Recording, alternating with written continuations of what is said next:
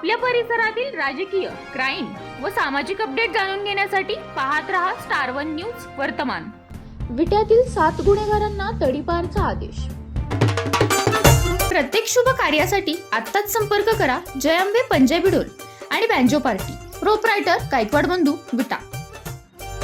विट्यातील 7 गुन्हेगारांना तडीपारचा आदेश। सांगली जिल्हा, तालुका खानापूर, विटा पोलीस स्टेशन अंतर्गत विटे शहरातील 7 आरोपींना 4 जिल्ह्यातून 2 वर्षांकरिता तडीपार करण्यात आले असून यामध्ये 2019 ते 2023 दरम्यान बेकायदेशीर जमाव जमवून खून-खुनाचा प्रयत्न करणे, बेकायदेशीर विनापरवाना अग्निशस्त्र बाळगणे, शहरात विनाकारण दहशत माजवून नागरिकांमध्ये भीतीचे वातावरण निर्माण करणे, गैरकायद्याची मंडळी जमवून जाणीवपूर्वक दुखापत पोहोचवणे, अपहरण करून दुखापत करणे, बांधकामास लागणारे साहित्यांची चोरी करणे तसेच दुचाकी चोरी करणे, इतर चोरींचा प्रयत्न करणे व पोलीस प्रशासनाच्या कायद्यांना न जुमानणाऱ्या असल्याकारणाने महाराष्ट्र पोलीस कायदा कलम 55 अन्वेष प्रभारी अधिकारी विटा पोलीस ठाणे यांनी पोलीस अधीक्षक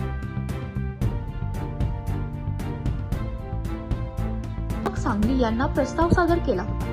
या प्रस्तावाची अंमलबजावणी म्हणून अधीक्षक यांनी प्रस्तावाचे अवलोकन करून टोळीविरुद्ध दाखल असलेल्या गुन्ह्याचा व सद्यस्थितीचा अहवाल बघता या टोळीविरुद्ध 2 वर्षांकरिता सांगली, सातारा, कोल्हापूर व सोलापूर अशा 4 जिल्ह्यातून तडीपार करण्यात आलेले आरोपी पुढील प्रमाणे: विशाल प्रशांत पाटील, वय वर्ष 24, शाहूनगर; अमरजित अनिल क्षीरसागर, वय 22, पाटील वस्ती; अमृत राजेंद्र काळुखे, वय वर्ष 24, विवेकानंद नगर; शुभम महेश कोळी, वय वर्ष 25, कदमवाडा; किसन राजेंद्र काळुखे, वय वर्ष 30, विजय राजेंद्र काळुखे, वय वर्ष 24, सागर देवेंद्र गायकवाड, वय वर्ष 27, विवेकानंद नगर। वरील 7ही आरोपी विटा, तालुका खानापूर, जिल्हा सांगली।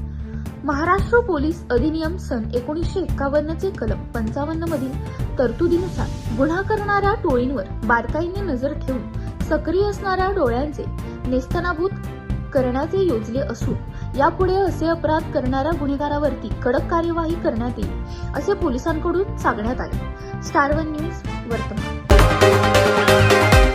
अशा बातम्या पाहण्यासाठी आमच्या चॅनेलला लाईक, शेअर, सबस्क्राईब करा।